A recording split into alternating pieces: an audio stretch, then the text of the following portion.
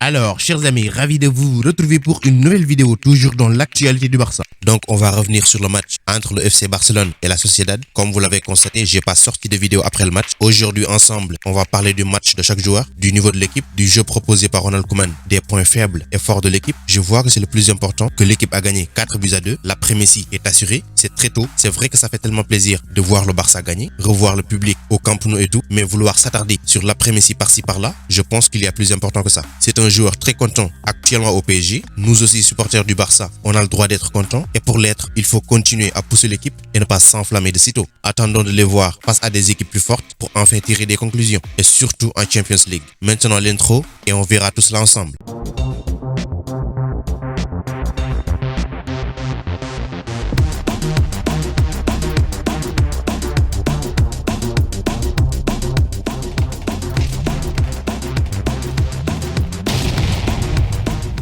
45 premières minutes très convaincantes, soldées par une victoire au bout du match. On peut dire que le FC Barcelone s'est bien lancé dans sa quête d'un 27e titre, 3-0 en première mi-temps, mais une fin de match très compliquée. Donc on va commencer déjà par noter chaque joueur et pour cela on commence avec ceux qui ont débuté le match. Tout d'abord Neto, je lui donne 6. Il a été à peine troublé pendant la majeure partie de la rencontre. Il a fait un brillant arrêt, un arrêt en plongeant, mais on ne peut pas le blâmer pour les buts encaissés. Néanmoins, il a montré quelques difficultés avec la balle, mais cela n'a pas mis l'équipe dans une catastrophe. Serginho Dest, je lui donne une note de 7. Ce n'était pas son meilleur match avec le FC Barcelone, mais il y avait de nombreux signes très encourageants de sa part. Il a fourni une présence offensive constante sur le flanc droit, tout en affichant sa dextérité sur le ballon, ainsi que son contrôle rapproché. C'est pas suffisant, il peut mieux faire, mais comme je l'ai dit au début, c'est le premier match. Gérard Piqué, je lui donne 8. Il est maintenant le vice-capitaine de l'équipe. Il a été flamboyant dans ce match. Il a marqué un but de la tête suite à un centre de Memphis Depay. Et dans l'ensemble, il était excellent. Il jouait efficacement le ballon et démontrant son expérience face aux attaquants, il nous a sorti un vrai match digne d'un président. Eric Garcia, je lui donne une note de 7.25. C'était ses débuts avec le FC Barcelone. Il a été aussi très impressionnant. L'Espagnol était une force stable dans le secteur défensif, faisant preuve d'une grande maturité, de compréhension de la position et d'un timing dans les défis. Il a également joué un rôle très important dans le deuxième but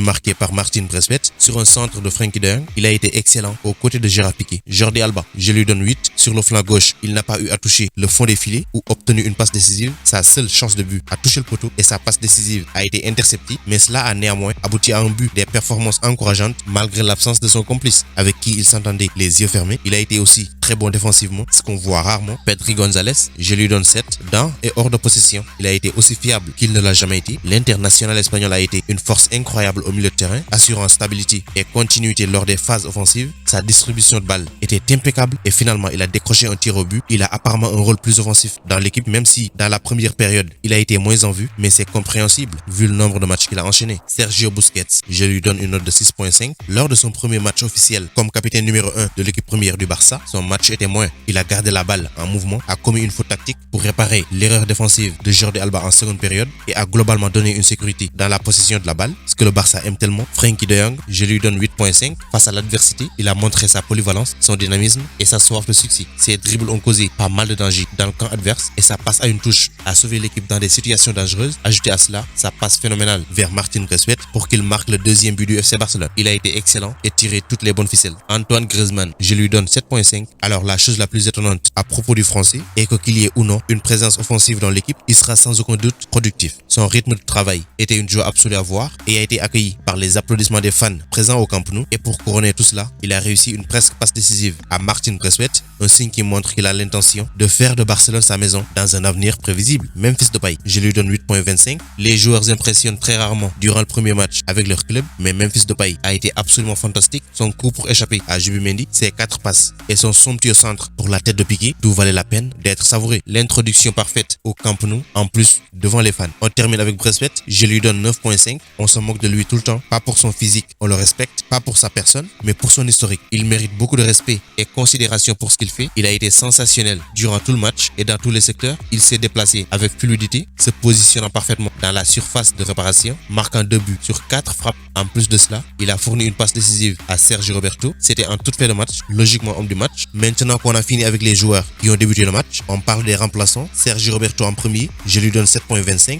Il a remplacé Frenkie de Jong et il a été très correct dans son jeu. Et c'est lui qui marque le but qui libère le FC Barcelone, le 4e. Espérons juste qu'il va continuer comme ça. Emerson Royal, je lui donne 4.75. Peu de choses peuvent être conclues de ses débuts à Barcelone, mais il aurait pu certainement mieux performer. Mais je vais le comprendre, c'est le premier match de la saison. Les moteurs ne sont pas chauds. Ronald Araujo, Nico Gonzalez, Clément Langlais ne jouant que quelques minutes, ce qui n'est pas suffisant pour juger un joueur, mais on connaît leur potentiel, surtout Ronald Araujo et Nico Gonzalez. Nico qui entre en jeu, c'est lui qui commet la faute. Il est jeune, avec beaucoup de potentiel, et certainement c'est l'avenir. C'est un très bon début de saison, pour ne pas dire excellent, et c'est impossible de juger une équipe à travers un match. Pourquoi c'est un très bon début de saison? C'est très facile à expliquer. Toutes ces années pour le Barça, jouer une rencontre sans Messi a toujours été considéré comme un obstacle par certains. Il était la pierre angulaire du club, une pièce maîtresse. Maintenant c'est un tout nouveau Barça. Il faut changer la configuration, le système de jeu. Je pense que Ronald Koeman l'a bien fait. Si vous avez bien remarqué, le Barça était très bon dans le pressing, les passes et le positionnement. Tout était sublime, en tout cas en première période. Même s'il y avait un relâchement en seconde période, le plus important est de juger l'ensemble du match. L'équipe a assez bien dicté le tempo, passant d'une intensité élevée à une intensité faible chaque fois que le jeu en avait besoin. Cette gestion dans le jeu a porté ses fruits car ça permet tout simplement de ne pas fournir beaucoup d'énergie. On peut également dire qu'il y a une très bonne entente. Ça combinait très bien entre le milieu de terrain et l'attaque, mais également Antoine Griezmann, Memphis Depay, Martin Braithwaite ont tellement fourni d'efforts pour récupérer des balles et c'est ce qu'on aime voir. Il faut que tout le monde s'implique pour que l'équipe aille de l'avant. Maintenant, on va parler des changements de Ronald Koeman.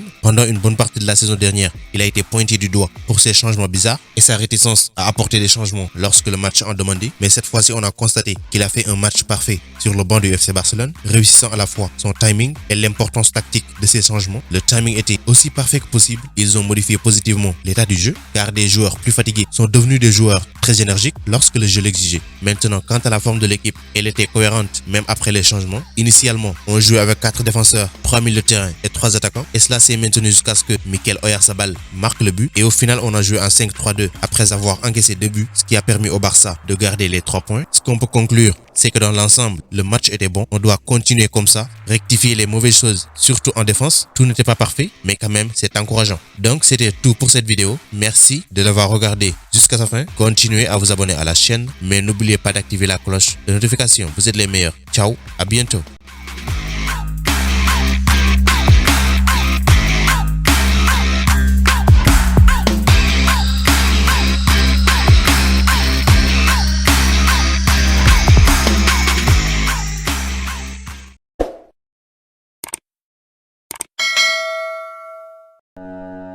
Pour échanger avec moi directement, c'est possible sur Instagram. Le lien se trouve dans la description, donc rejoignez-moi là-bas, ainsi que sur Twitter et même sur Facebook.